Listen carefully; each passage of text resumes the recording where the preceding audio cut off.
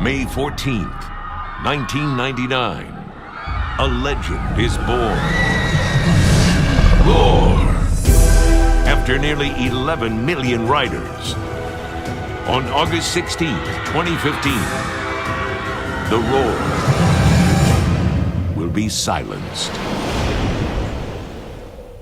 Don't miss your last chance to ride the beast of wooden coasters. Roar! In 1997, the city of Vallejo, who had just recently acquired Six Flags Marine World because its original nonprofit organization that ran it had just defaulted on all its debts to the city, hired Premier Parks, also known as Six Flags Entertainment Corporation, to manage the property. An initial effort to make the park less of a zoo and more of a amusement park, they added some kid attractions and also 2 coasters that still stand in the park today, Kong and Boomerang. Both of the attractions came to the park in 1998 and made Six Flags Discovery Kingdom much more of an amusement park rather than a zoo. All the way on the other side of the country in Pennsylvania, a new coaster company called Great Coasters International, or often referred to as GCI, opened up Wildcat in Hershey Park. The layout of Wildcat featured fast bank turns and overall a very fast-paced ride. This was in contrary to many of the older wooden coasters existing at the time and ushered in arguably a new generation of wooden coaster. In the final operating day of the 1998 season, on October 31st, the park officially became Six Flags Marine World, making it officially owned by Six Flags. Six Flags looked to this new coaster company to build a new coaster at Six Flags Marine World.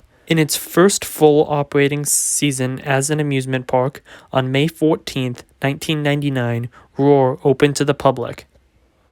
Probably the most impactful thing that Roar did on its opening was it was the first ever coaster to feature Millennium Flyer trains, which are now the iconic trains that GCI uses on pretty much all their wooden coasters. It is also worth mentioning that Six Flags America, at the time Six Flags Discovery Kingdom's sister park, a year prior in 1998, opened a clone of this ride also named Roar, but without the Millennium Flyer trains, and to this day, it still operates and still does not have Millennium Flyer trains. This coaster used to be my favorite coaster in the park.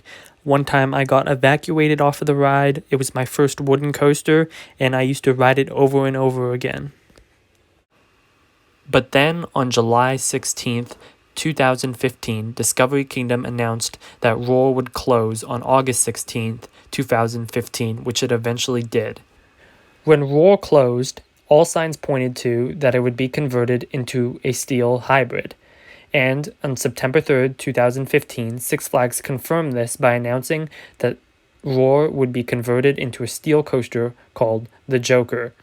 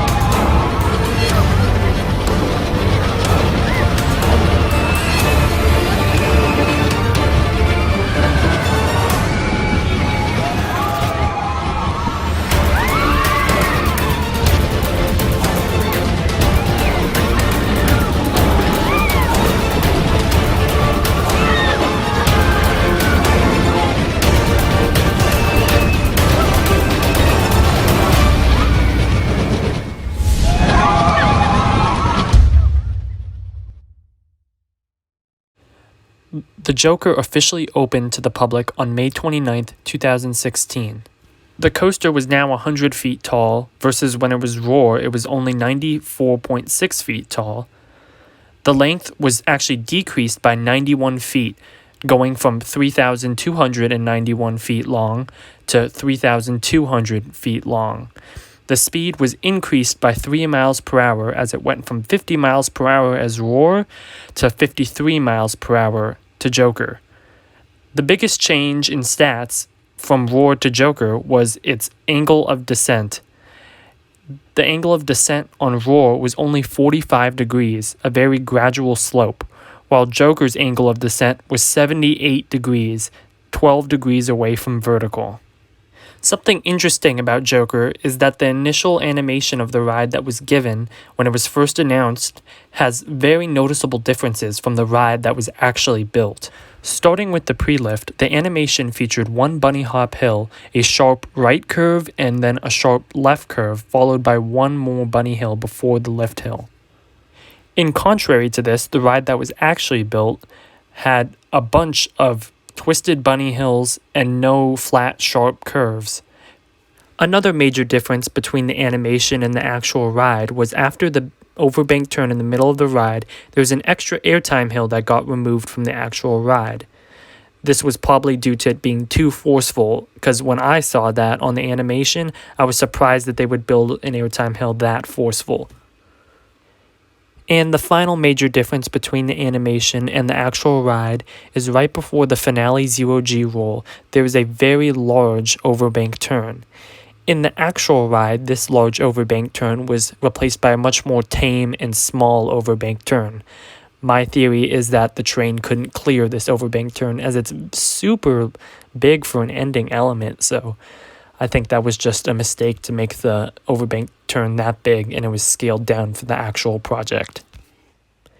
In conclusion, I'm going to be honest, I miss Roar a lot, and removing it has made a massive gaping hole in Six Flags Discovery Kingdom's coaster lineup. It no longer has a non-inverting thrill coaster, and on top of that, it no longer has a wooden coaster, so the lineup at Discovery Kingdom now feels very incomplete. Although, I do rank this coaster among some of the best coasters I've ever ridden. Woden Timber Coaster, Ghost Rider, Twisted Colossus, Tatsu, Railblazer, it's up there. It's not better than any of those I just named, but it's near those. I think it cracks my top 10. It might be my 9th or 10th favorite coaster. I think it's a great coaster, but overall I think it hurts Discovery Kingdom's lineup as a whole, but individually it's a great coaster. So that's just my opinion. Let me know what you guys think down in the comments. Thank you guys so much for watching this history video on Roar and Joker.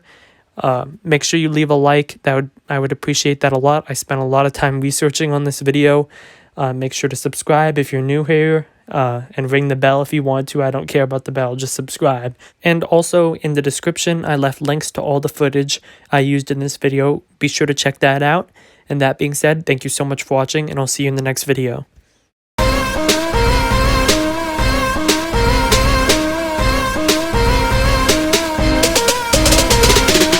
CCR.